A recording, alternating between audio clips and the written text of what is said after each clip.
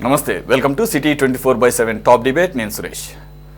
BRS MLC కవితకు ఎట్టకేలకు supreme court బెయిల్ను మంజూరు చేసింది. దాదాపు 5 నెలల నుంచి తీహార్ జైల్లో ఉంటున్నటువంటి కవితకు ఈరోజు బెయిల్ మంజూరు చేయడం జరిగింది. ఈ సందర్భంగా వాదోపవాదాలు జరిగాయి సుప్రీంకోర్టులో. కవిత తరపున ముకుల్ రోహత్గి వాదనలు వినిపించారు. అలాగే అటు ప్రభుత్వం తరపున ఏఎస్జీ అసిస్టెంట్ సొలిసిటర్ జనరల్ వాదనలు వినిపించినటువంటి పరిస్థితుల్లో ఏదైతే సిసోడియాకి ఇదే కేసుకు సంబంధించి ఢిల్లీ లిక్కర్ స్కామ్లో సిసోడియాకి బెయిల్ మంజూరు చేసిన గ్రౌండ్స్ని ఆధారంగా చూపిస్తూ ఈరోజు సుప్రీంకోర్టు అదే వాటిని సైటేషన్గా చూపిస్తూ కవితకు కూడా అవే నిబంధనలు వర్తిస్తాయి కాబట్టి ఆల్రెడీ ఈ కేసుకు సంబంధించి ఈడీ అలాగే సిబిఐ ఇద్దరు కూడా కవితను అరెస్ట్ చేశారు. దానికి సంబంధించి ఛార్జ్ షీట్లు కూడా కంప్లీట్ చేసి సబ్మిట్ చేయడం జరిగింది. అలాగే వాదోపవాదాలు కూడా పూర్తయిన సందర్భంలో కవిత ఏ విధంగానూ ఈ కేసును ప్రభావితం చేసే అవకాశం ఇక లేదు అని చెప్పి సుప్రీంకోర్టు ఒక అభిప్రాయానికి వచ్చిన నేపథ్యంలో బెయిల్ మంజూరు చేయడం జరిగింది. అయితే ఇదే సందర్భంలో రాజకీయ ఆరోపణలు ఒకళ్ళ మీద ఒకళ్ళు చేసుకుంటున్నటువంటి పరిస్థితి మనం చూస్తున్నాం. తెలంగాణలో బీఆర్ఎస్, కాంగ్రెస్ అలాగే తెలంగాణ బీజేపీ. అటు కాంగ్రెస్ ఏమో బీఆర్ఎస్ ఇక బీజేపీలో విలీనం అవటం అనేది ఇక సంప్రదాయము ఇక ఆల్మోస్ట్ కన్ఫర్మ్ అయిపోయింది. ఇక తాంబూలాలు మార్చుకుంటమే ఆ టైప్లో వాళ్ళు విమర్శలు చేస్తున్నటువంటి పరిస్థితి. కేటీఆర్ అలాగే హరీష్ రావు ఢిల్లీ వెళ్ళి ఈ మధ్యకాలంలో తొక్కని గడపలేదు, బీజేపీ కేంద్ర నాయకుల యొక్క ఎక్కని గడపలేదు, మొత్తానికి వాళ్ళ కృషి ఫలించింది. మొత్తానికైతే బీజేపీలో బీఆర్ఎస్ విలీనానికి మొత్తం కూడా రంగం సిద్ధమైంది. ఆ నేపథ్యంలోనే కవితకి ఈరోజు బెయిల్. అందు గురించి నిన్న అట్టహాసంగా బెయిల్ ముందే వస్తుందని ఊహించే బీఆర్ఎస్ శ్రేణులు ఢిల్లీకి తరలి వెళ్ళారని చెప్పేసి కాంగ్రెస్ అంటుంది. కాదు కాంగ్రెస్ ఏదైతే బీఆర్ఎస్ ఎమ్మెల్సీ కవిత తరపున వాదనలు వినిపించినటువంటి కాంగ్రెస్ లాయర్లకి కాంగ్రెస్ తరపున ఏదైతే ఈ రాజ్యసభ ఎంపీ సీటు కట్టబెట్టడం ద్వారా బీఆర్ఎస్ సహకరించడం ద్వారా కాంగ్రెస్సే ఈ రకమైనటువంటి బెయిల్ రావడానికి కారణమైందని చెప్పేసి అటు తెలంగాణ బీజేపీకి సంబంధించి అలాగే కేంద్ర సహాయ మంత్రి బండి సంజయ్ వ్యాఖ్యానాలు చేస్తున్నారు. మొత్తానికైతే ఒక రాజకీయమైనటువంటి ప్రత్యారోపణలు ఆరోపణలు జరుగుతున్నాయి. హీట్ ఎక్కింది మొత్తం కూడా తెలంగాణ రాజకీయం. దీనికి సంబంధించి ఈరోజు డిబేట్లో పార్టిసిపేట్ చేస్తున్నారు కాంగ్రెస్ సీనియర్ నాయకులు తులసిరెడ్డి గారు, అలాగే తెలంగాణ బీజేపీ నుంచి అల్జాపూర్ శ్రీనివాస్ గారు. నమస్తే సార్ మీ ఇద్దరికి కూడా. అలాగే బీఆర్ఎస్ నుంచి బొత్స శ్రీనివాస్ గారు నమస్తే అండి. అలాగే ప్రముఖ analyst political analyst Angirekula Varaprasad కూడా జాయిన్ అయ్యారు. నమస్తే అండి సార్. తులసిరెడ్డి గారు, వాట్స్ యువర్ అబ్జర్వేషన్? రేపు అనేక సందర్భాల్లో బెయిల్ కోసం ప్రయత్నం చేసి విఫలమైనటువంటి పరిస్థితుల్లో గత 5 నెలలుగా ఢిల్లీ లిక్కర్ స్కామ్లో తీహార్ జైల్లో ఉంటున్నటువంటి బీఆర్ఎస్ ఎమ్మెల్సీ కవిత విషయంలో ఈరోజు ఖచ్చితంగా బెయిల్ వస్తుందన్న వాతావరణం నిన్ననే కనబడిపోయింది. ఇంతకుముందు బెయిల్ అప్లికేషన్లకి ఈరోజు బెయిల్ అప్లికేషన్లకి ఏంటి ఆ తేడా? ముందే మరి వాళ్ళకి ఏమన్నా ఇన్ఫర్మేషన్ వచ్చేసిందా? బీఆర్ఎస్ శ్రేణులు తండోపతండాలుగా అప్పుడు కేటీఆర్ హరీష్ రావు వెళ్ళటం మనం చూస్తూనే ఉంటాం. అలాగా అది ఏకంగా ఎమ్మెల్యేలు ఎమ్మెల్సీలు మొత్తం కూడా తండోపతండాలుగా ఆవిడికి స్వాగతం పలికే కార్యక్రమం నిన్న నుంచే కనబడిపోయింది. ఏంటి తేడా? ఇంతకు ముందు ఆవిడ బెయిల్ అప్లికేషన్లకి ఈరోజు బెయిల్ అప్లికేషన్లకి అలాగే కాకతాళీయం అనుకోవాలా మరి ఒక రకమైన దాన్ని ఏమంటారు ఒక ఫైనల్ స్టేజ్కు రావడం కాబట్టి సుప్రీంకోర్టు కూడా సిసోడియాకి ఆల్రెడీ బెయిల్ ఇచ్చింది కాబట్టి ఖచ్చితంగా కవితకి ఇస్తుందన్న ఒక జెన్యూన్ ఒక వాతావరణం ఏమైనా ఉందనుకోవాలి. ఇది రొటీన్ ప్రాసెస్లో వచ్చింది అనుకుంటున్నాను. ఎందుకంటే ఇది బెయిలే, ఇదేమి వచ్చేసి కేసును కొట్టేయడం కాదు, ఏదో మొత్తం కేసును కొట్టేసిన సందర్భం కాదు, బెయిల్ ఇవ్వడం జరిగింది. బెయిల్ అనేది ఇది పౌరుని హక్కు, ఇది రైట్. దానికి వచ్చేసి కొంత డిలే కావచ్చు అంతేగాని ఇది బెయిల్ అనేది అది శిక్ష కాదు, హక్కు అన్నమాట. తర్వాత ఆల్రెడీ ఆవిడ 5 నెలలుగా ఉంది. ఏమి వచ్చేసి నిన్నగా ఏమన్నా అరెస్ట్ అయ్యి ఈరోజు వచ్చింది కాదు, 5 నెలలు ఉంటే ఆల్రెడీ ఉంది. అంటే మార్చి 16 నుండి తిహార్ జైల్లో ఉంది. తర్వాత ఆ కేసుకు సంబంధించి లిక్కర్ కేసుకు సంబంధించి దాదాపు మిగతా అందరికీ ఇప్పుడు కేజ్రీవాల్ కూడా ఉన్నట్టుంది, మిగతా అందరూ కూడా అందరికీ బెయిల్ వచ్చింది. ఈ లోపల Aam Aadmi Party deputy CM Manish Sisodia కూడా రావడం జరిగింది. కానీ రేపు మాపో నాన్నలో కేజ్రీవాల్ కూడా వస్తుంది. కాబట్టి బెయిల్ అనేది ఇది రొటీన్ ప్రాసెస్, అది ఏమి శిక్ష కాదు ఇది. కాబట్టి దాంతో సుప్రీంకోర్టు చెప్పిన వ్యాఖ్యలు కూడా ఒకటేమి సిబిఐ తుది ఛార్జ్ షీట్ వేసింది. రెండవది ఈడీ దర్యాప్తు పూర్తి చేసింది. అందువల్ల ఇంకా ఫర్దర్గా ఎందుకు జైల్లో పెట్టాలా? మూడవది వచ్చేసి ఒక మహిళగా కూడా కొంత వెసులుబాటు అనేది ఆ 3 పాయింట్లను సుప్రీంకోర్టు ఇవ్వడం జరిగింది. కాబట్టి నేను ఇది రొటీన్ ప్రాసెస్ లో వచ్చింది. వీళ్ళు టిఆర్ఎస్ బీఆర్ఎస్ వాళ్ళు సంబరాలు చేసుకోవాల్సిన అవసరం లేదు. మిగతా వాళ్ళు ఏదో దీనికి వచ్చేసి వేరే కారణాలు చెప్పాల్సిన అవసరం లేదు. ఇట్ ఈజ్ రొటీన్ ప్రాసెస్ అనేది నా అభిప్రాయం అంతే. ఇకపోతే సార్, మరి ఈ రాజకీయ ఆరోపణలు ఎలా చూడాలి? ఆల్రెడీ రేవంత్ రెడ్డి గారు కొన్ని రోజుల క్రితం కొన్ని వ్యాఖ్యలు చేశారు. ఆల్రెడీ బీజేపీలో బీఆర్ఎస్ విలీనం కాబోతోంది, దానికి సంబంధించిన అన్ని చర్చలు కంప్లీట్ అయిపోయాయి, త్వరలోనే కవితకు బెయిల్ వస్తుంది అన్నారు. సో ఆ అంకం పూర్తి అయిపోయింది, ఈ రోజుతో బెయిల్ వచ్చింది. రెండోది ఆయన చేసినటువంటి సెన్సేషనల్ కామెంట్స్ ఏంటంటే కొంత ఫన్నీగా కూడా అనిపించినాయి. అంటే మరి నిజంగా స్థాయిలో మరి ప్రతిపాదనలు ఏమైనా జరిగినైతే తెలియదు.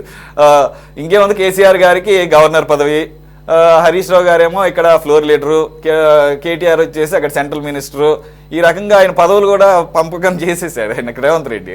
సరే, ఫస్ట్ అంకం అయితే పూర్తయింది. అలాగే ఈరోజు ఫ్రెష్గా ఎలిగేషన్స్ ఏంటంటే, మేమేదైతే చెప్పామో అది జరుగుతుంది కాబట్టి బీఆర్ఎస్ అనేది బీజేపీలో విలీన ప్రక్రియ అనేది ఇక దాన్ని ఏమంటారు, ఒక సాంప్రదాయము, ఇక అది రేపు మాపు చూస్తామని చెప్పేసి అంటున్నారు. ఇక్కడ రాజకీయాల్లో ఏమైనా జరగచ్చు. రాజకీయాల్లో శాశ్వత శత్రువులు శాశ్వత మిత్రులు ఎవరు ఉండరు అనేది ఈ పార్టీకి కాదు ఆ పార్టీకి కాదు, అన్ని పార్టీలకు ఇది వర్తిస్తుంది మన ట్రాక్ రికార్డ్ చూస్తే. కానీ ఈ పర్టికులర్ కేసుకు సంబంధించి ఆ బెయిల్ వచ్చేదానికి ఇది కారణం అని చెప్పేసి అనుకోవడం లే. అంత మాత్రం చేతి వచ్చేసి రాజకీయాల్లో ఏమో జరగచ్చు. రాజకీయాల్లో బండ్లు ఓడలు అవుతుంటాయి, ఓడలు బండ్లు అవుతుంటాయి, శత్రువులు మిత్రులు అవుతుంటారు, మిత్రులు శత్రులు అవుతుంటారు. కాబట్టి ఎవరెవరి అవసరాల దృష్ట్యా కొన్ని సందర్భాలు పొత్తులు ఉంటాయి, కొన్ని సందర్భాలు విలీనాలు ఉంటాయి. విలీనం అయిపోయి మళ్ళా బయటికి వస్తారు, మళ్ళా పార్టీ పెడుతుంటారు. కాబట్టి అది ఆ యాంగిల్ వేరు. కానీ ఈ బెయిల్ వచ్చేదానికి దీనికి అది పొలిటికల్ గా సరే వ్యాఖ్యానించవచ్చు న్యాచురల్ గా. కానీ నా అభిప్రాయం వచ్చేసి ఇది రొటీన్ ప్రాసెస్ లో 5 నెలలు తర్వాత ఈవెన్ లాయర్స్ కూడా సిబిఐ అండ్ ఈడీ లాయర్స్ వాళ్ళు బెయిల్ ఇవ్వద్దనే వాదించారు కదా. నిజంగా ప్రభుత్వం తరఫున హెల్ప్ చేసేదానికి జడ్జిలు జడ్జిమెంట్ ఇచ్చేది వేరు, కానీ లాయర్లు వాదించేది సిబిఐ తరఫున ఈడీ తరఫున. వాళ్ళు వచ్చేసి హాజరు కాకుండా ఉండడము, లేకుంటే ఏమని చెప్పడము, ఏదైనా చెప్పి ఉంటే దీనికి కొంత వ్యాలిటీ ఉండేది. వాళ్ళు బెయిల్ ఇవ్వద్దని వాదించారు కదా సిబిఐ ఈడీ వాళ్ళు.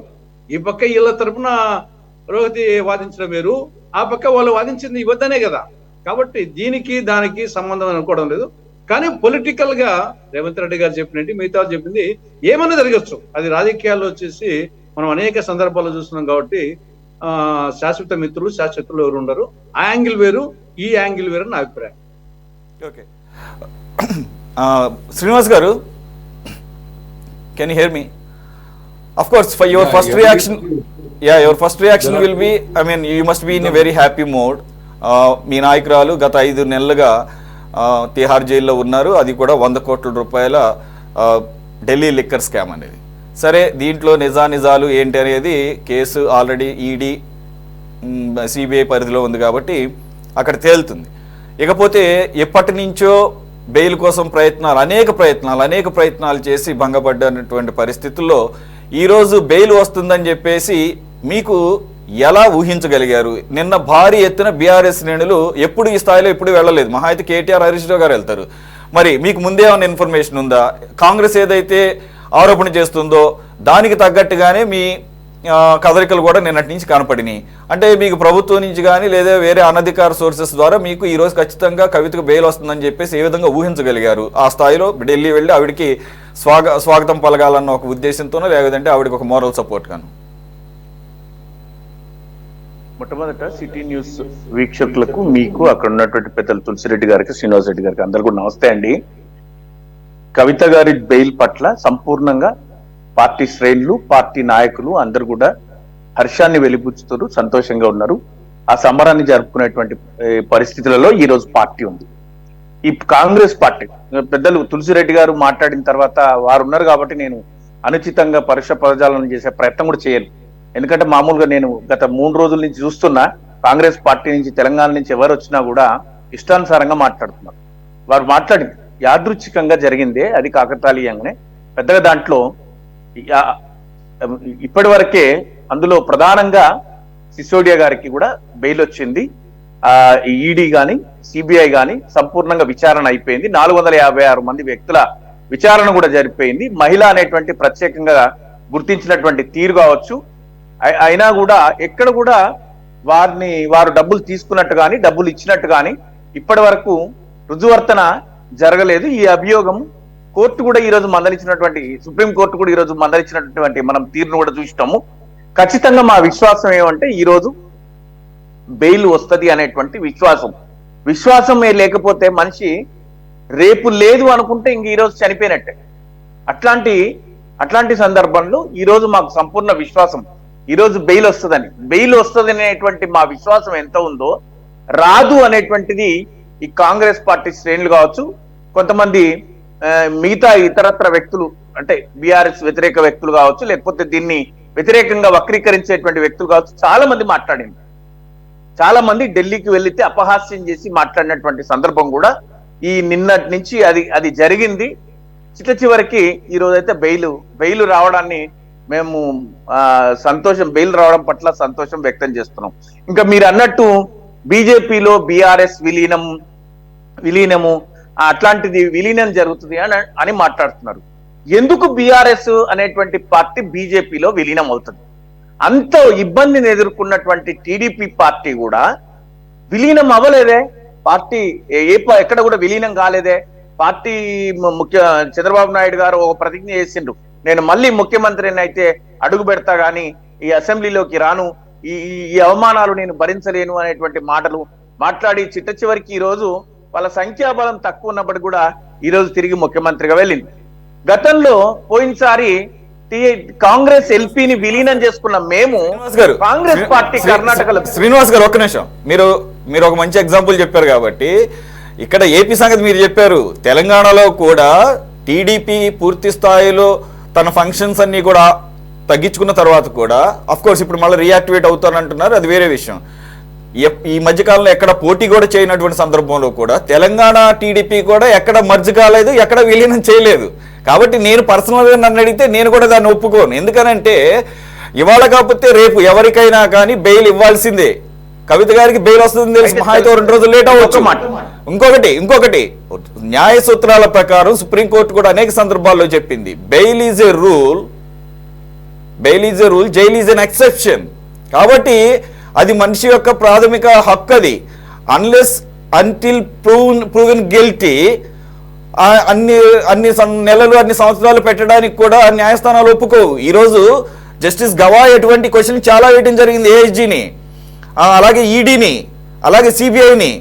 మీరు మనీ ట్రయల్ ప్రూవ్ చేయకుండా అలాగే ఆల్రెడీ ఛార్జ్ షీట్లు కూడా కంప్లీట్ చేసి ఇన్ని వందల మందిని ప్రశ్నించి అలాగే ఇంతమంది నిందితుల్ని మీరు పెట్టిన తర్వాత కూడా బెయిల్ ఎందుకు ఇవ్వద్దని ఈ రోజుకి కూడా మీరు వాదనలు చేస్తున్నారు అనే ఒక పొలిటికల్ యాంగిల్ కనపడుతుందని కూడా ఆయన ఆగ్రహం వ్యక్తం చేసినటువంటి పరిస్థితి.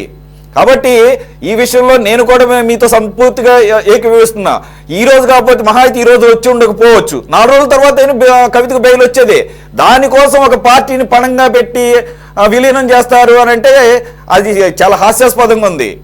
ఇంతకన్నా దుర్భర పరిస్థితులు ఎదుర్కొన్నటువంటి ప్రాంతీయ పార్టీలు కూడా ఎప్పుడు కూడా విలీనమైనటువంటి పరిస్థితి చాలా చాలా తక్కువ ఇక్కడ మన దేశ రాజకీయాల్లో మనం చూస్తే. కంటిన్యూ శ్రీనివాస్ గారు. ఇంకొక మాట, కాంగ్రెస్ మిత్రులకు నాకు ఒక హితవు. తెలంగాణ కాంగ్రెస్ ఎల్పీ విలీనమైంది మా పార్టీలో, బీఆర్ఎస్ పార్టీలో మా పార్టీలో విలీనమైంది. కాంగ్రెస్ పార్టీ కొనసాగే పరిస్థితులు కూడా లేకుండా ఉండే. నిజంగా కర్ణాటకలో కాంగ్రెస్ గెలిచే నాటికి గాంధీ భవన్ లో పిడికెడు నుంచి గుప్పెడు మంది కూడా లేకపోతుంటుండే ఓ కార్యక్రమం నిర్వహిస్తా అంటే. కర్ణాటకలో కాంగ్రెస్ గెలిచిన తర్వాత అనూహ్యంగా కాంగ్రెస్ శ్రేణుల్లో వచ్చినటువంటి ఉత్సాహం ఆ తర్వాత నేను మళ్ళా అబ్జెక్షన్ చేస్తున్నాను. అక్కడ విలీనం చేసుకునే పరిస్థితి మీరు తీసుకొచ్చారు కాబట్టి ఇట్స్ అగైన్ ఏదైనా సరే దాన్ని నేనేం తోసిపుచ్చటం లేదు. విలీనం చేసుకున్నామా, విలీనం జరిగిందా, ఒత్తిడి జరిగిందా, రాజకీయ ఒత్తిళ్లు జరిగినాయా, సరే బెదిరింపులు జరిగినాయా, ఏది జరిగిందో కాంగ్రెస్ ఎల్పీని అయితే విలీనం చేసుకున్నాం, ఇది కాదనలేని సత్యం. అది దానికి దారి తీసిన పరిస్థితులు కూడా ఎవరు మార్చలేరు. అయితే నేను ఏమంటున్నా అంటే అట్లాంటి మరి ఈ రోజు ఒక్క నిమిషం సారీ మరి ఈ రోజు కొంతమంది బీఆర్ఎస్ ఎమ్మెల్యేలు కాంగ్రెస్ లో చేరుతున్న నేపథ్యంలో మరి మీరెందుకని ఈ రోజు అన్యాయం అని చెప్పేసి ఇది అబ్జెక్ట్ చేస్తున్నారు?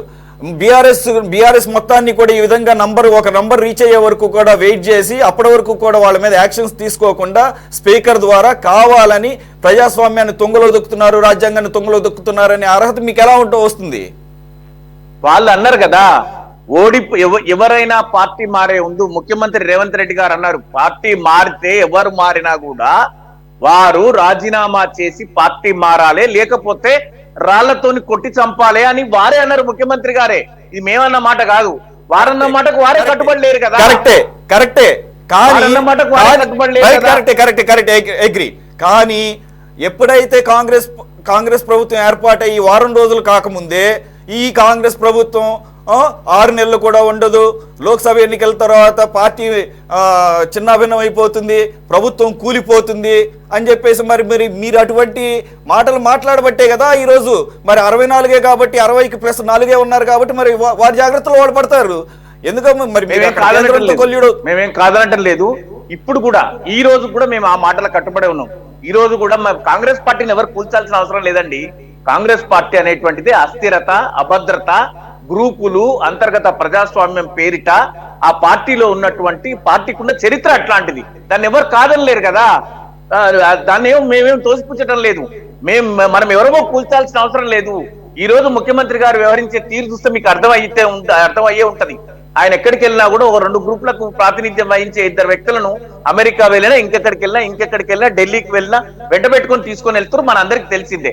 ఆయన భద్రతలో ఆయన ఉండడాన్ని కూడా మనమేం తప్పట్టడంలే.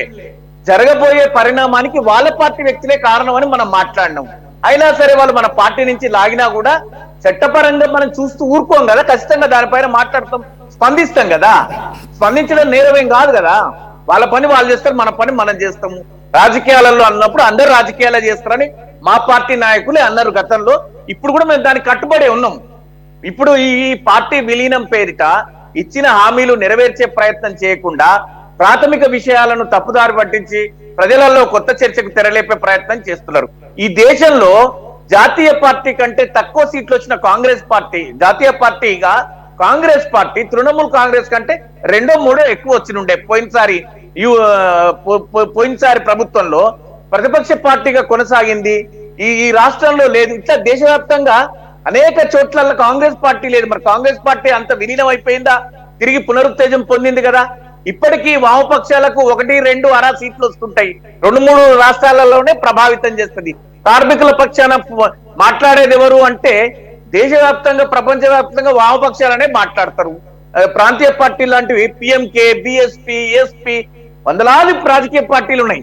ఓట్లు రాని, సీట్లు రాని పార్టీలే కొనసాగుతున్నటువంటి తరుణంలో బీఆర్ఎస్ పార్టీ బీజేపీలో విలీనం అవుతారు అనేటువంటిది ఒక కొత్త చర్చకు తెరలేపి ముఖ్యమంత్రి స్థాయిలో వారు మాట్లాడితే తెలంగాణ కానీ లేకపోతే దేశం అంతా దానికి చర్చ జరుగుతుంది అనేటువంటి తప్ప దాంట్లో ఈ విలీనాలు ఇవన్నీ జరుగుతాయని అయితే మేమైతే జరుగుతాయి అని ప్రజలు కూడా నమ్మట్లేదు. సంపూర్ణంగా మాకు విశ్వాసం ఉంది. ఈ 9 నెలల పాలనలో ప్రజలు పరిపాలనను బేరీజ్ వేసుకున్నారు.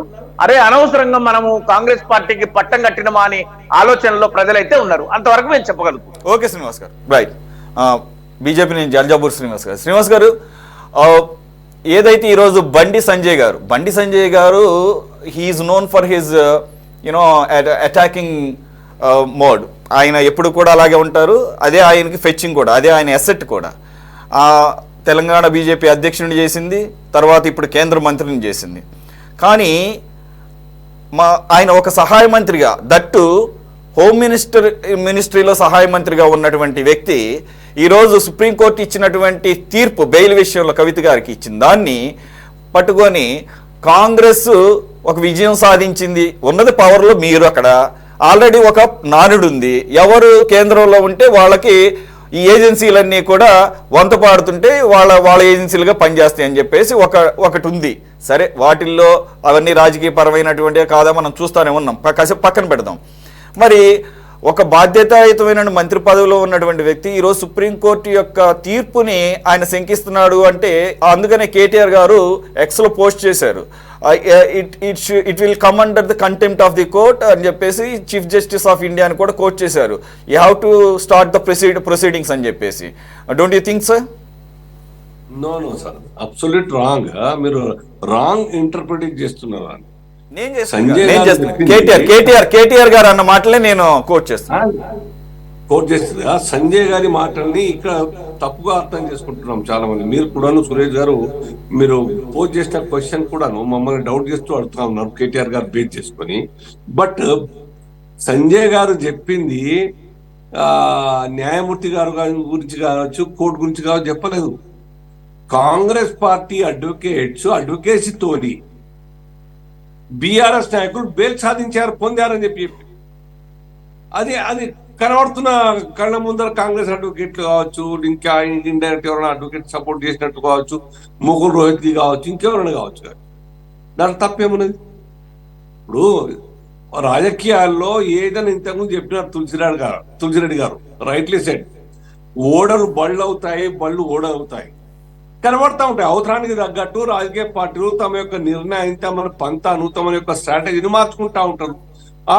ఆ కోణంలో భారతీయ జనతా పార్టీని తట్టుకోవడానికి లేదా వాళ్ళ పార్టీ నాయకులు ఎవ్వరు కూడా బీఆర్ఎస్ నుంచి కాంగ్రెస్ లో వెళ్ళకుండా ఆపడానికై ఏదో ఒక ఇషారా ఇచ్చి ఉండి ఉంటారు. మేము కూడా ఉన్నామా, మీకు ఎందుకు, ఎప్పుడో ఒకసారి పనికి వస్తాం కదా. మేము బీజేపీతో పొత్తులో పోటీ చేయలేదు, లేదా ఇండైరెక్ట్ అండర్స్టాండింగ్ మాకు బీజేపీతో ఏం లేదు. We are very open right now, we are independent. So you don't harass, you don't make any problems to అదని చెప్పి ఉంటారు. మేము ఉన్నాం కదా ఇండిపెండెంట్ గా. రేవంత్ రెడ్డికి కావాలి సంఖ్య, రేవంత్ రెడ్డి గారికి ఎమ్మెల్యేల సంఖ్య కావాలి. ఇప్పుడు ఏమైతే కాంగ్రెస్ పార్టీలో ఇంతకుముందు బచ్చు గారు చెప్పినారు కదా, వాళ్ళ కొట్టాళ్లతోని ఆ సర్కార్ ఎప్పుడు ఉంటుందో ఎప్పుడు కూతుందో ఆ గ్రూపుల మధ్యన సంఖ్యాబలం పెంచుకోవడానికి ఆయా నాయకులు ప్రయత్నం చేస్తూ ఉంటారు.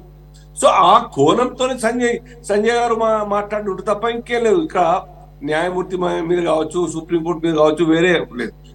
రెండోది, డెమోక్రటిక్ సిస్టంలో ఎవరికైనా బెయిల్ పొందేటువంటి ఒక స్వేచ్ఛ అధికారం ఉన్నది. అది రాజ్యాంగం కల్పించినట్టు ఒక ప్రావిజన్. 90 రోజులు అయిపోయింది, ఇంకా 5 మాసాలు అయిపోయాయి, ఇంకా 2 మాసాలు ఎక్కువనే అయిపోయాయి. మోర్ ఓవర్ రెండింటిలోనూ కూడా చార్జ్ షీట్ పడింది.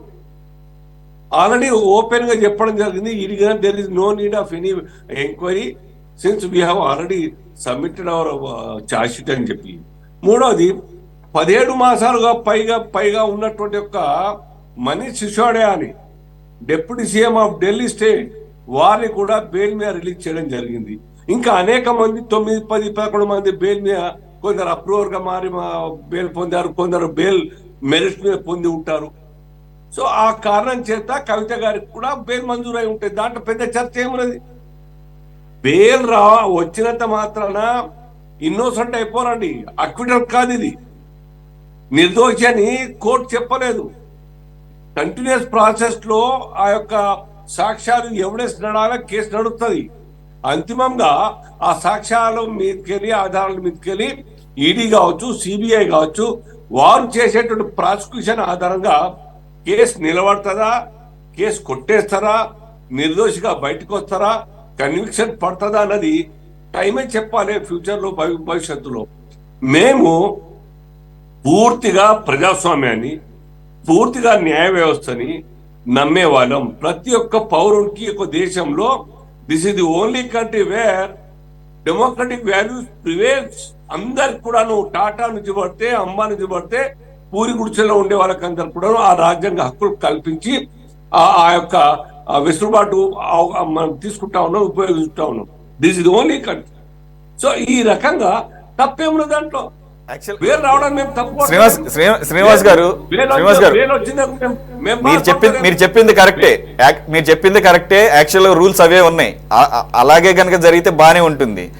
కానీ మీరు గుండెల మీద చేసుకొని చెప్పండి, అలాగ జరుగుతుందా? అలా న్యాయ వ్యవస్థ కానీ, లేదంటే కానీ రాజ్యాంగ వ్యవస్థలు కానీ ఆ రకంగా గౌరవించబడుతున్నాయా? సామాన్యుడికిను పై స్థాయిలో ఉన్నవాడికి ఒకే రకంగా జరుగుతుందా? పొలిటికల్ ఇంటర్ఫరెన్స్ లేదని చెప్పగలరా? ఎన్ని ఎగ్జాంపుల్స్ ఉన్నాయి, మాట్లాడుకుందామా సార్? ఎంతమంది బీజేపీలో జాయిన్ అయిన తర్వాత ఈడీ సిబిఐ కేసులు అక్కడతో పాజ్ పడిపోయినాయి. అలాగని చెప్పేసి మీరు వాదించవచ్చు, మేమేం అక్కడ కొట్టేయలేదు కదా, నిర్దోషులకు వదిలేదు. మరి కేసులు ముందుకు జరగడం ఆ రోజు నుంచి ఎందుకు అయిపోతే తెలియదు. ఎస్బీ చవాల్ లాంటి వ్యక్తి సీనియర్ మోస్ట్ లీడరు మీ పార్టీలో జాయిన్ అవ్వగానే ఆయన మీద కేసులన్నీ అక్కడితో ఆగిపోతే ఆయనకి రావాల్సినటువంటి సురేష్ గారు, you show me single case Bharatiya Janata party కారణంగా చేరినందుకు కేంద్ర ప్రభుత్వం వేసినటువంటి యొక్క కేసులు చార్జ్ షీట్ లేకుండా విత్డ్రా చేసుకుని ఫైనల్ రిపోర్ట్ వేసినట్టుంటే చూపించండి. విత్డ్రా చేసుకుందని నేను అన్నాను, కానీ సుబేందు బెనర్జీ తెలంగాణ వెస్ట్ బెంగాల్లో సుబేందు బెనర్జీ లేదంటే అసోం ముఖ్యమంత్రి వీళ్ళందరూ ఏమైంది సార్? ఏమి కాలే ఎక్కడ కూడా. అదే సార్ నేను కూడా అనేది, ఆ ముందుకు ఎందుకు కదలు పెండింగ్, ఆ ప్రాసెస్ నడుస్తా ఉన్నది. ఆ కేసుని రక్షించుకోవాలన్నా ఆయన ఫేస్ చేసుకోవాలి, ప్రాసిక్యూషన్ ఫేస్ చేసుకోవాలి. నిర్దోషిగా ఉంటే నిర్దోషిగా బయటికి రావాలి తప్ప we are not at all supporting any leader who has joined the party. ఎవరైతే ఆరోపణలు ఉన్నాయి వాళ్ళకి ఎవరికి సపోర్ట్ చేసే అవకాశం లేదు, చేయం. చాలా స్పష్టంగా చెప్పినాం, మేము ఈ దేశంలో ప్రజల్ని మారుస్తున్నాం, ఈ దేశంలోని రాజకీయ కార్యకర్తలు మారుస్తున్నాం, ఈ దేశంలోని నాయకుల్ని కూడా మార్చి భారత్ మాతకి జై ప్రజా జీవితంలో నిజాయితీగా పనిచేయడానికై మాతో కలిసి రండి, మారండి, మీ యొక్క క్యారెక్టర్స్ ని మారి ఈ దేశంలో పనిచేయడానికి మాతో భారత్ మాతాకి జై అనేది ఇప్పుడేదో కొత్తగా మీరు కనిపెట్టింది ఏం కదా, ఆల్రెడీ ప్రజల్లో బ్లడ్ లోనే ఉంది. ఒక్కసారి మాట్లాడ విన్నారా? వందే మాత్రం పాడంగా విన్నారా? లేకుండా భారత్ మాతకి జయనంగా విన్నారా?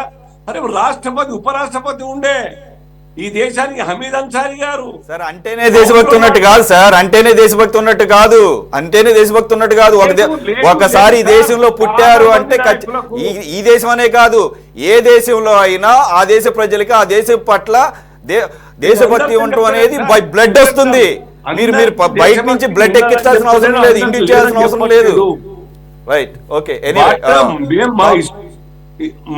మా యొక్క తీవ్రమైన ప్రయత్నం దేశంలో మార్చాలి, ప్రజల్ని దేశ రక్షణ కోసం అందరు ముందుకు రావాలి. అందులో మాకు మెజారిటీ కావాలి, అన్ని రాష్ట్రాల్లో పవర్ కావాలి.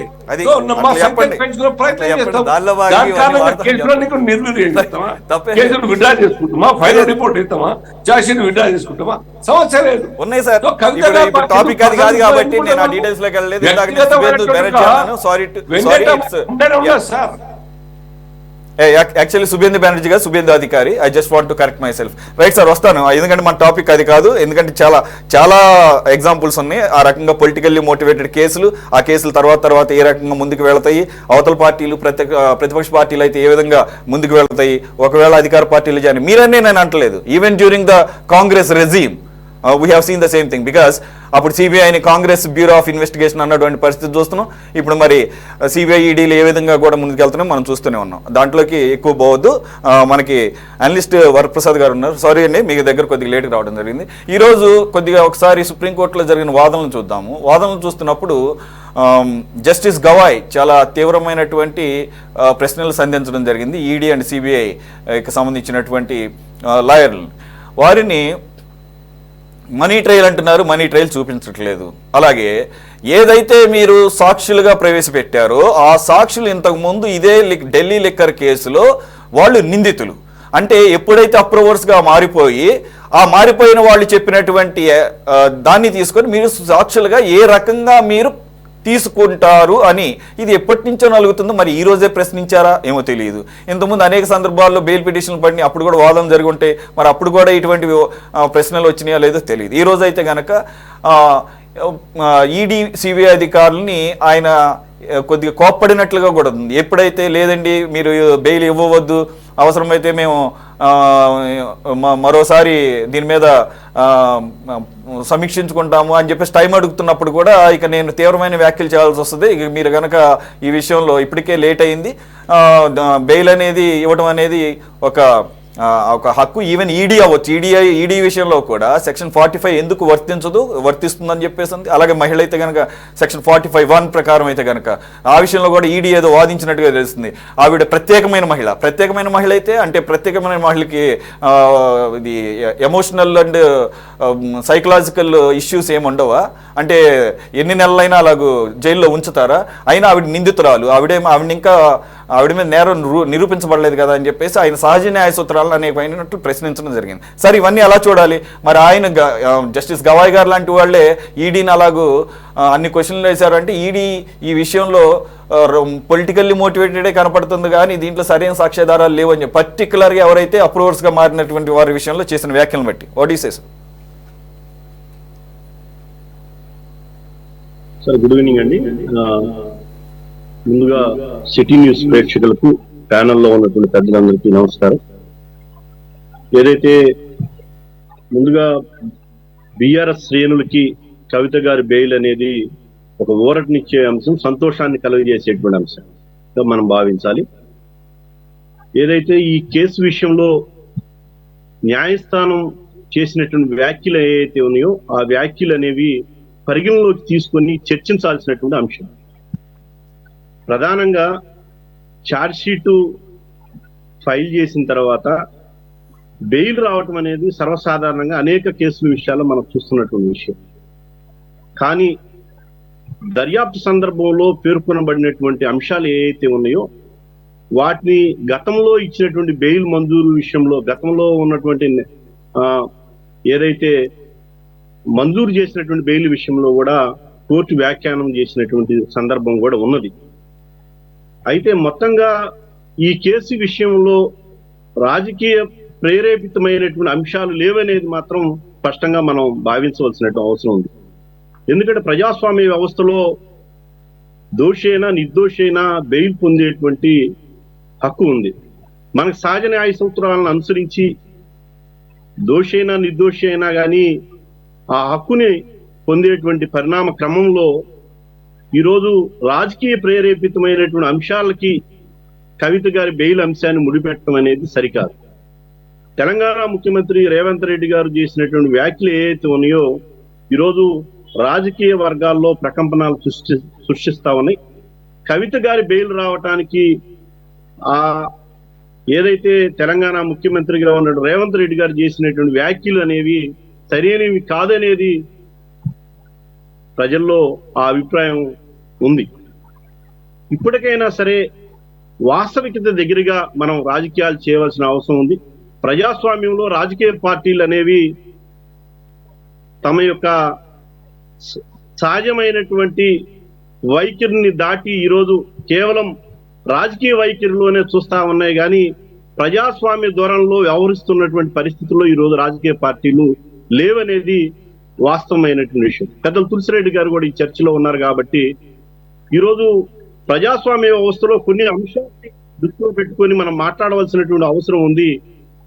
ఈరోజు ఈ కేసు విషయంలో ఏదైతే లిక్కర్ స్కామ్ కేసు విషయంలో వాస్తవాలు ఏంటి, మరి ఎవరైతే నిందితులు, ఎవరైతే దోషులు నిర్దోషులు ఎవరైతే అనే అంశాన్ని పక్కన పెడితే ఈ కేసు విషయంలో రాజకీయాలని జోడించేటువంటి అంశంలో కాంగ్రెస్ పార్టీ విధానం ఏదైతే సరైనది కాదనేది నా అభిప్రాయం. జడ్జి గారు చేసినటువంటి వ్యాఖ్యలు ఏవైతే ఉన్నాయో మొత్తంగా ఈ కేసుని ప్రభావితం చేయటానికి ఎవరైతే నిరపరాధులు ఎవరైతే ఉన్నారో ఆ నిరపరాధులకు ఊరట కలిగించేటువంటి అంశాన్ని చెప్పడంలో ఎటువంటి అతిశయోక్తి లేదు. సురేష్ గారు ఒకటిగా మనం గమనించవలసినటువంటి అవసరం ఉంది. 9 నెలల తర్వాత బెయిల్ వచ్చిన తర్వాత, ఛార్జ్ షీటు పూర్తయిన తర్వాత కూడా బెయిల్ వచ్చిన తర్వాత అంశాన్ని దీని వెనక రాజకీయ పరమైనటువంటి ఒత్తిళ్లు ఉన్నాయని, మరి జడ్జి మీద ఒత్తిళ్లు ఉన్నాయనేటువంటి కోణంలో కూడా వ్యాఖ్యలు చేయడం అనేది రాజకీయ పార్టీలుగా ఉన్నటువంటి నేతలకి సరికాదనేటువంటి అభిప్రాయాన్ని నేను తెలియజేస్తాను.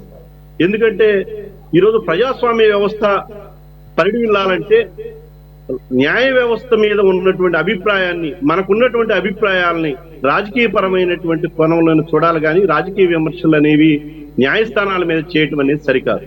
ఏదో 1-2 కేసుల్లో న్యాయస్థానాలు అటువంటి వైఖరి లేదనేది మాత్రం నేను చెప్పటం లేదు. కానీ ప్రతి కేసు విషయంలో కూడా బెయిల్ మంజూరైన సందర్భంలో రాజకీయ ప్రేరేపితమైనటువంటి వ్యాఖ్యలు చేయటం సరికాదు న్యాయస్థానాల మీద అనేది నా అభిప్రాయం. Okay, right. ఎవరి అభిప్రాయాలు వారికి ఉండొచ్చు. అదే న్యాయస్థానాల్లో పై స్థాయిలో పనిచేసినటువంటి జడ్జిలు కూడా బయటకు వచ్చి మీడియా ముందు ఎప్పుడు లేనటువంటి వాతావరణంలో బయటకు వచ్చి మాట్లాడిన పరిస్థితులు కూడా మనం గతంలో చూసాం. నేను మొత్తం వ్యవస్థను ఇక్కడ ఎవరు తప్పుబట్టరు, కానీ కొంత న్యాయ వ్యవస్థలో కూడా కొన్ని లోపాలు ఉన్నాయనేది ఆ న్యాయ వ్యవస్థలో ఉన్నటువంటి దాంట్లో ప్రముఖంగా జడ్జిలుగా పనిచేసిన వాళ్ళే అనేక సందర్భాల్లో ప్రస్తావించినటువంటి పరిస్థితి. రైట్, అది డిఫరెంట్ సబ్జెక్ట్. తులసిరెడ్డి గారు, what next? Kejriwal is going to get the bail. ఆయన ఇక మిగిలారు. ఇంకొకటి, ఆయన ఢిల్లీ ముఖ్యమంత్రిగా కూడా ఉన్నారు. ఆయన చుట్టూతోనే ఈ కేసు అంతా తిరిగింది. ఇప్పుడు ఆయన్నే ప్రధాన ముద్దాయిగా కూడా అంటున్నారు. ఒకటి. రెండోది, అసలు మనం ఢిల్లీ లిక్కర్ కేసు తీసుకుంటే it's about a policy which was not grounded at. అసలు గ్రౌండేజ్ అవ్వలేదు. అది పాలసీ మేకింగ్లో ఉండగానే అది వాపస్ తీసుకోవడం జరిగింది. సరే, ఇన్ కేస్ ఆ పాలసీ కనుక గ్రౌండ్ అయితే ప్రభుత్వ ఖజానాకి ఈ స్థాయిలో గండిపడేది అని ఒక స్పెక్యులేటివ్ కోణంలో పెట్టినటువంటి కేసుగా నాకు అర్థమైంది. అయితే దాంట్లో అప్పటికే కవిత ద్వారా ఒక 100 కోట్ల రూపాయలు ఆపు ప్రభుత్వానికి చేరింది. ఏదైతే ఫేవర్స్ చెయ్యాలి పాలసీలో అనే కోణంలో సౌత్ సిండికేట్ అని చెప్పేసి ఇంకా చాలా రకాల పేర్లు మన గతంలో మనం మాట్లాడుకున్నాం. ఇక ఆ డీటెయిల్స్లోకి వెళ్లకుండా ఆ 100 కోట్లలో 40 కోట్లు ఆల్రెడీ గోవా ఎలక్షన్స్లో ఆప్ ఖర్చు పెట్టింది. కానీ ఎక్కడా కూడా మనీ ట్రయల్ అనేది చూపించలేదని ఈ రోజు కూడా న్యాయస్థానం అభిప్రాయపడినటువంటి పరిస్థితి. అలాగే ఈ రకమైనటువంటి ఎవరైతే నిందితులుగా ఉన్న వాళ్ళు అప్రూవర్స్గా మారి వాళ్ళు ఇప్పుడు సాక్షులుగా ఎలా పరిగణిస్తారు, దాన్ని ఏ విధంగా మీరు యాక్సెప్ట్ చేశారని కూడా గవాయ్ లేదంటే కనుక జస్టిస్ విశ్వనాథన్ ఈ ద్విసభ్య ధర్మాసనం ప్రశ్నించినట్లుగా వార్తలు వస్తున్నాయి. Sir, what is your observation? అభియోగమేమి? ఢిల్లీ లిక్కర్ కేసులో సౌత్ గ్రూప్ ద్వారా ఒక 100 కోట్ల రూపాయల కుంభకోణం జరిగింది.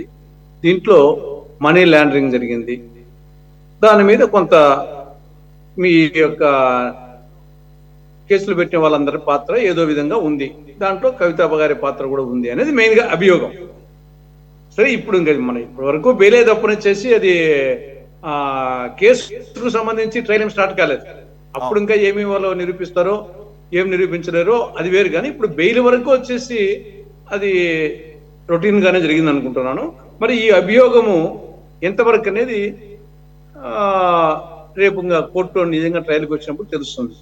చాలా సందర్భాల్లో దొరికితే దొంగలు, దొరక్కుంటే దొరలు. నేను ఈ కేసుని కాదు, ఏ కేసు అయినా కానీ దొరికితే దొంగలు, అది 5 రూపాయలు కావచ్చు, 10 రూపాయలు కావచ్చు, 100 రూపాయలు కావచ్చు. దొరక్కుంటే 100 కోట్లైనా దొరలు, దొరికితే 100 రూపాయలైనా దొంగలు. కాబట్టి ఇది ఎవరు వచ్చేసి ఎవరు తప్పు చేయలేదు, ఎవరు పవిత్రులు, ఎవరు నేరస్తులు అని చెప్పలేం. కానీ ఆ యొక్క దొరికితే వచ్చేసి అప్పుడు ఆటోమేటిక్గా చిన్న కేసైనా పెద్ద కేసైనా చట్ట ప్రకారంగా పడుతుంది.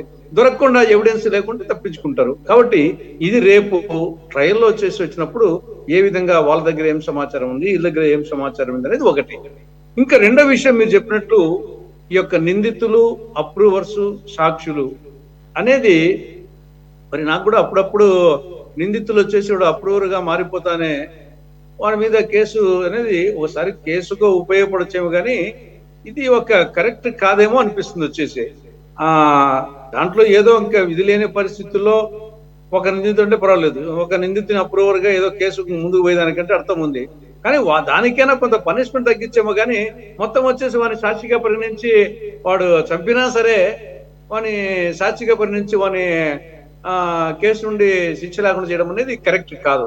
కానీ ఈ కేసులో వచ్చేసి ఒక అప్రూవర్ కాదు, చాలా మంది అప్రూవర్స్ అంటే అది కూడా కరెక్ట్ కాదని అభిప్రాయం. ఇది ఓవరాల్ గా మరి లీగల్ ప్రొసీజర్లు ఏముందో కానీ ఇది నిందితుడు అప్రూవర్ గా మాత్రమే సాక్షిగా తీసుకొని అతనికి ఇంకా ఏం శిక్ష ఉండదు అనే యాంగిల్ కరెక్ట్ కాదు. ఆ అప్రూవల్ వచ్చేసి అనేక మంది నిందితులను అప్రూవర్స్ గా తీసుకోవడం అనేది కూడా కరెక్ట్ కాదు, ఈ కేసు కానీ ఏ కేసు అయినా కానీ. ఓకే సార్, అల్జాపూర్ శ్రీనివాస్ గారు మీరేమంటారు? ఈ ఏదైతే అప్రూవర్స్ పర్టికులర్గా ఈ కేసులో చాలామంది అప్రూవర్స్గా మారారు, వాళ్ళంతా కూడా చిన్న చితక వాళ్ళు కాదు. ఫర్ ఎగ్జాంపుల్ మాగంటి శ్రీనివాస్ వాళ్ళ అబ్బాయి మాగంటి రాఘవ్ కానీ వాళ్ళు తర్వాత పార్టీలు మారిన విషయం చూసాము. అలాగే ఇంకొకటి కూడా వచ్చింది, ఎలిగేషన్ కాదు యాక్చువల్లీ ఇట్స్ ఆన్ రికార్డ్. ఏదైతే ఎలక్షన్ బాండ్స్ ఉన్నాయో 57 crore రూపీస్, 57 కోట్ల రూపాయలు బీజేపీకి బాండ్ల రూపంలో ఈ మాగంటి ఫ్యామిలీ నుంచి వెళ్ళినాయి. ఇదంతా కూడా వాళ్ళకి బెయిల్ వచ్చిన తర్వాత, అప్రూవర్స్గా మారిన తర్వాత. How you gonna defend sir? రాజ్యాంగ పరంగా చట్ట ప్రకారంగా ఆ యొక్క చట్టం వచ్చిన తర్వాతనే ఇవన్నీ జరిగింది. దేశంలో చాలా మంది చాలా కంపెనీలు ఇవ్వడం జరిగింది. కానీ అంతకుముందే రాఘవ్ అప్రూవర్ మారిండు, ఆ చందా ఇవ్వక ముందు కాదు, అంతకుముందు మారినారు, అనేక మంది మారినారు. బుచ్చిబాబు కానీ, బుచ్చిరెడ్డి కావచ్చు, మిగతా కావచ్చు, చాలా ఆ బోయినపల్లి అబ్బాయి ఎవరు వాళ్ళందరూ మారినారు, కొత్త ఏం కాదు. దాని కారణంగా మేమేదో వాళ్ళకి ఇండైరెక్ట్ సపోర్ట్ చేసినట్టుగా ఎట్లా సాధ్యమైతే? ఏ క్వశ్చన్ కూడా అవాస్తవం, సత్య దూరం అది. వాళ్లకు ప్రొవిజన్ ఉంది, అప్రూవర్ గా మారే అవకాశం ఉన్నది చట్టంలో. ప్రాసిక్యూషన్ లో అప్రూవర్ గా మారితే, అప్రూవర్ గా మారేటువంటి అవకాశం ఉన్నప్పుడు ఇన్ఫర్మేషన్ రాబట్టడానికై ప్రాసిక్యూషన్ లో పోలీస్ వాళ్ళు, సిబిఐ వాళ్ళు, ఈడీ వాళ్ళు ఎంకరేజ్ చేస్తారు, ఇంకా ఎక్కువ మొత్తంలో ఇన్ఫర్మేషన్ రాబట్టే ప్రయత్నం చేస్తారు. అంత మాత్రాన అందరు కూడా నిర్దోషులుగా ఉండరు, కాబోరు. బట్ క్వాంటమ్ ఆఫ్ క్రైమ్ ని బట్టి, అఫెన్స్ బట్టి వాళ్ళకు మినిమైజ్ చేయడమా, మాఫీ చేయడమా, పాడాన్ చేయడమా, లేదా ఫైన్ వేయడమా, ఏదో ఒకటి జరుగుతుంది తప్ప మొత్తం వాళ్ళని అందరం ఎక్కించుకునే పరిస్థితి ఏమి ఉండదండి. బట్ మెయిన్ కల్ప్రిట్స్ ఎవరైతే ఉన్నారో ఈ యొక్క కేసులలో, ఇటువంటి కేసులలో, వాళ్ళ గురించి మిగతా విషయాలు చెప్పడానికి సహకరించడం ద్వారా కేసు బలో.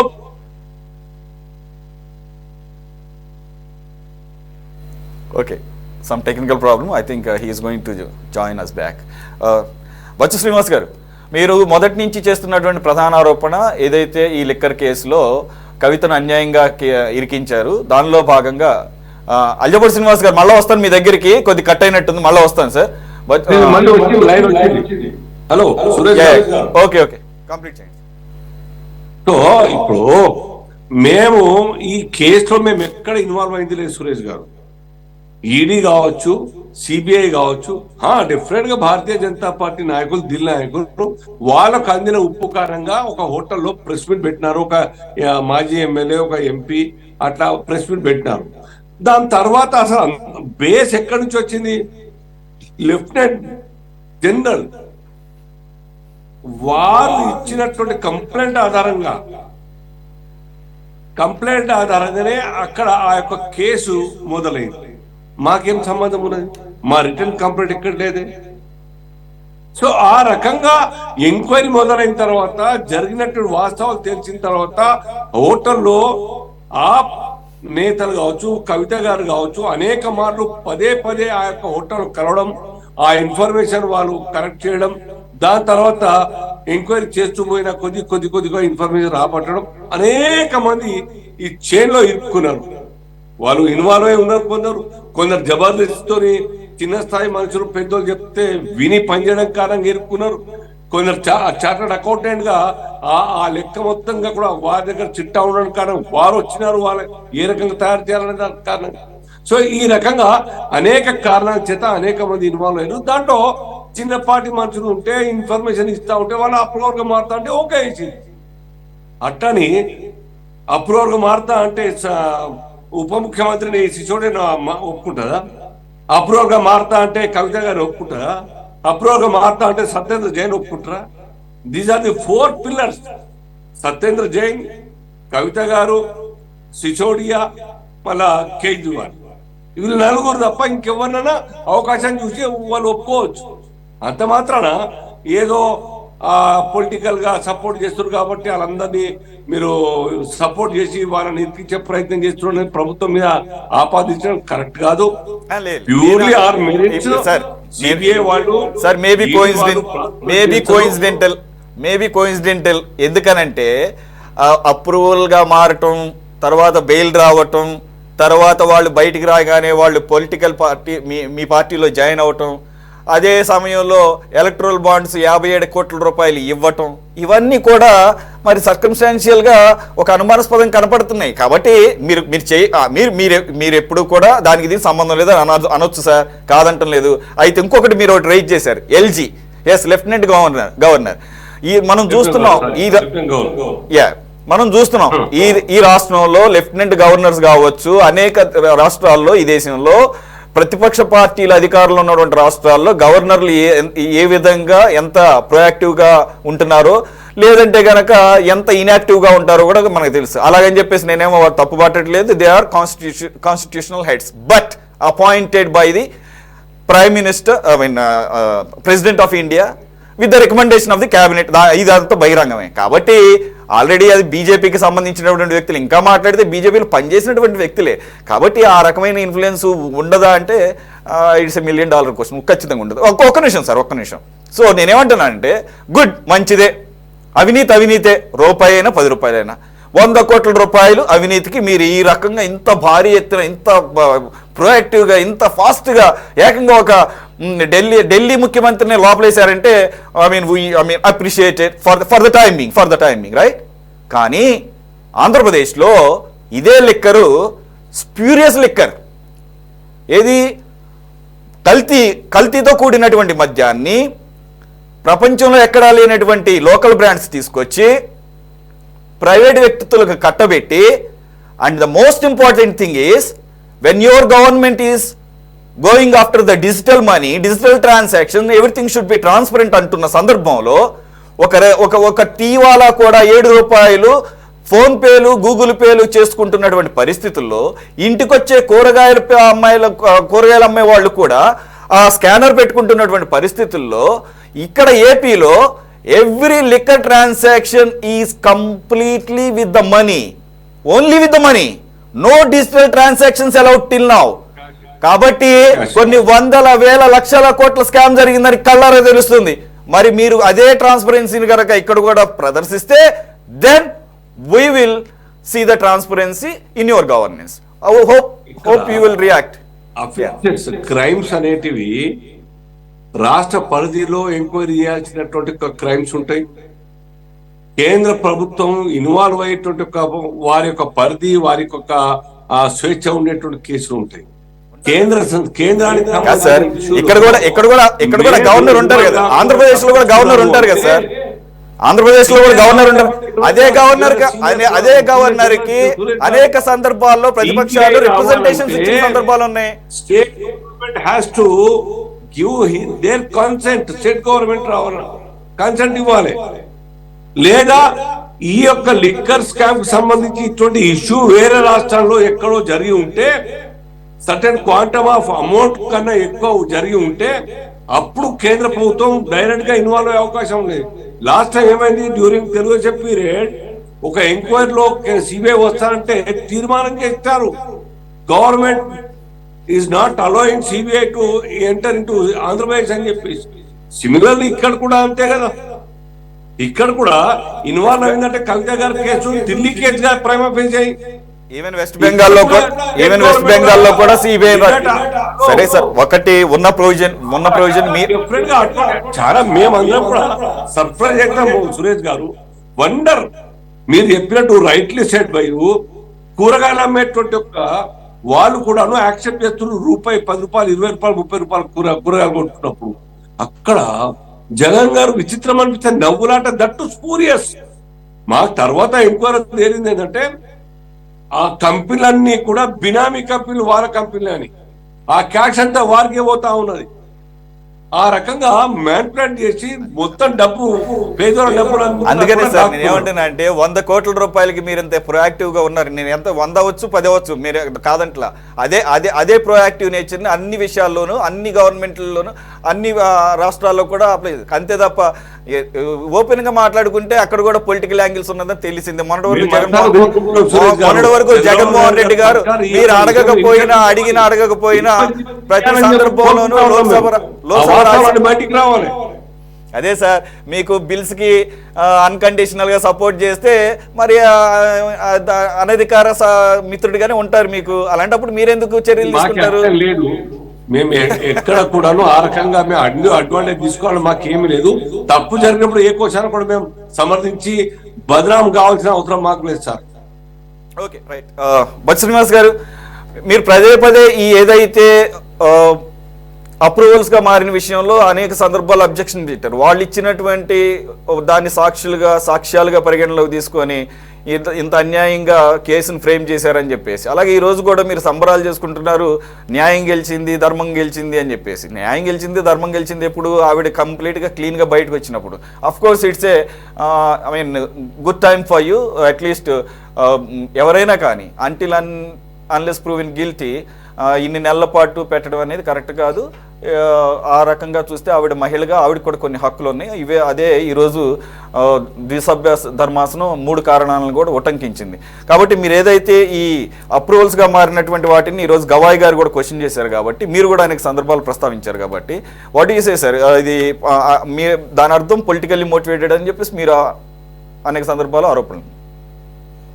ఇప్పుడు కూడా మళ్ళీ అదే చెప్తున్నాం. ఇప్పుడు శాసనసభ ఎన్నికలు జరిగినటువంటి ప్రాపకండను దాని నుంచి బయటపడడానికి పార్లమెంట్ ఎన్నికలు వచ్చే నాటికి వాళ్ళు వాంటెడ్ గా, అంటే ఇప్పుడు వాళ్ళు ఒప్పుకోరు, బీజేపీ అయినా లేకపోతే ఏ రాజకీయ పార్టీ అయినా, రాజకీయ పార్టీలు తమ అవసరాల కోసం మీరు మాట్లాడిన పరిభాషలో చెప్పాలంటే రాజకీయ పార్టీలు తమ అవసరాల కోసం తమ ఆధీనంలో ఉన్నటువంటి వ్యవస్థలను సంస్థలను ఉపయోగించుకొని రాజకీయ లబ్ధి పొందడానికి ఉపయోగపడుతున్నాయి. మీరు చెప్పిండ్రు అందులో భాగంగా హేమంత్ బిశ్వాస్ శర్మ గారు కావచ్చు, లేకపోతే ఇంకెవరు 30,000 మందిని వాళ్ళు ఈ విధంగా మరకలేసి ఉంచిండ్రు.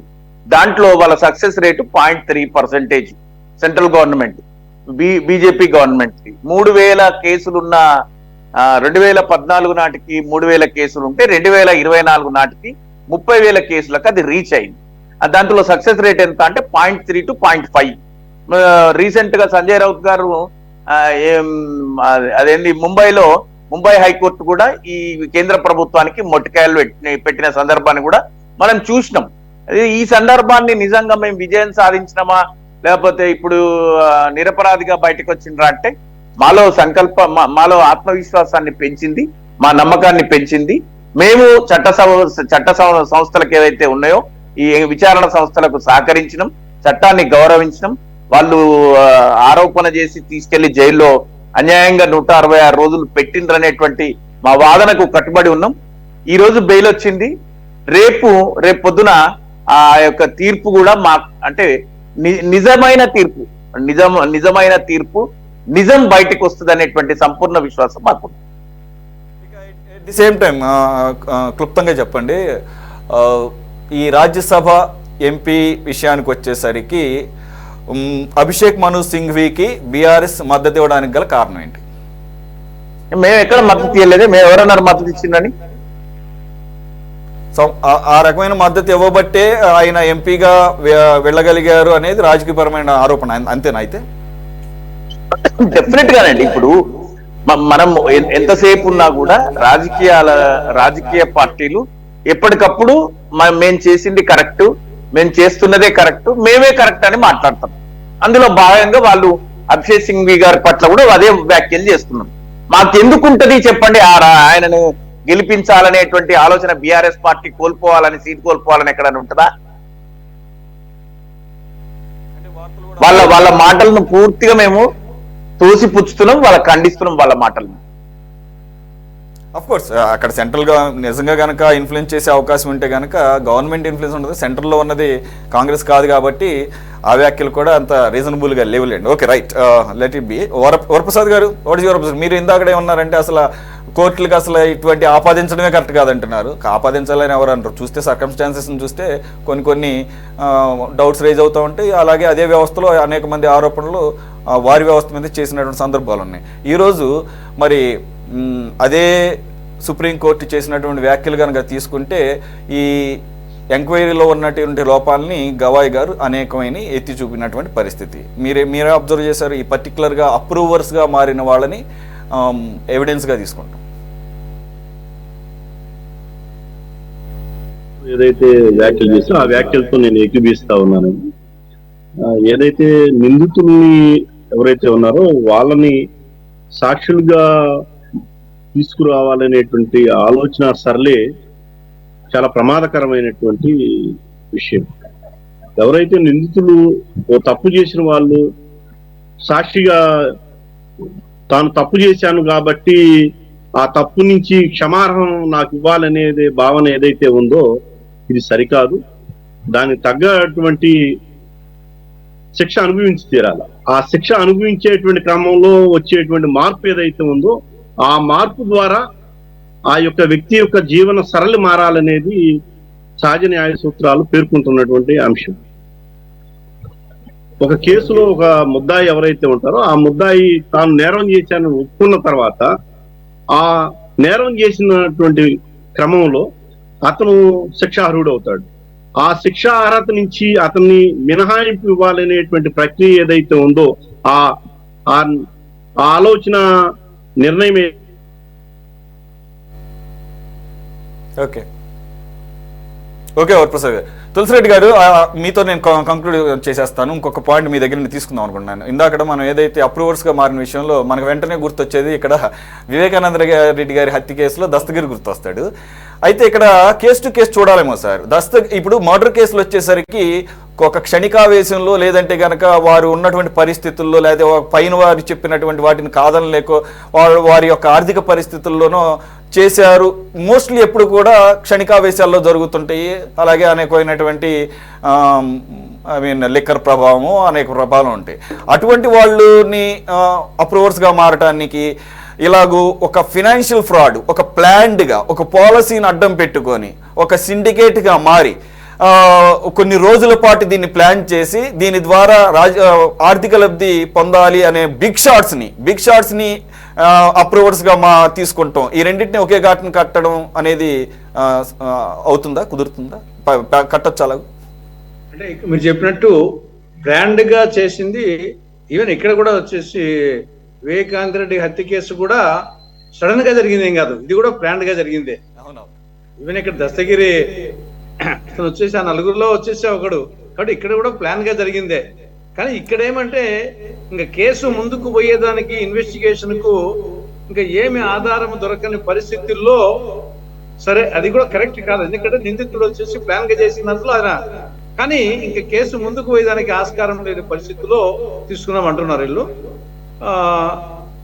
మీరు చెప్పినట్టు ప్లాన్ అయితే ఒకటే ఉంటుంది. ఒక్కసారి ఈవెన్ ఆవేశంతో చేసినా ఏం చేసినా తప్పే. అది డ్రింక్ ప్రభావం ఉన్నా, డ్రగ్ ప్రభావం ఉన్నా, ఎంజాయ్ ప్రభావం ఉన్నా, అది ఏ చేసినా తప్పే, శిక్ష పడాల్సిందే. కానీ ఇది ఇట్లా లీగల్ ప్రొసీజర్లోనే ఏమి ఇన్ఫర్మేషన్ ఫర్దర్గా ఇన్వెస్టిగేషన్ ముందుకు పోయే ఆస్కారం లేనప్పుడు ఇంకా గత్యంతరం లేని పరిస్థితుల్లో ఈ ప్రావిజన్ పెట్టినట్టుంది. కానీ ఇదిని జనరల్ గా యూజ్ చేయకూడదు.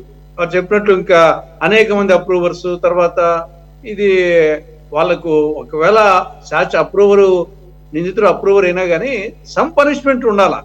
మరి పనిష్మెంట్ నాకు తెలియదు కానీ లీగల్ ప్రొసీజర్ ఏముందో ఒకవేళ పనిష్మెంట్ తగ్గచ్చు, కానీ తగ్గితే పర్వాలేదు. కానీ అసలు పనిష్మెంట్ లేకుండా పోతే ఇది ఒక డేంజరస్ సాంప్రదాయం అవుతుంది. చాలా వ్యాలిడ్ పాయింట్ చెప్పారు sir. Thanks for joining Tulasireddy garu, Aljapur Srinivas గారు, బచ్చు శ్రీనివాస్ గారు, అలాగే వరప్రసాద్ గారు. ఇది వాళ్ళ టాప్ డిబేట్. మరో అంశంతో మళ్ళీ కలుద్దాం. Stay tune to city 24/7.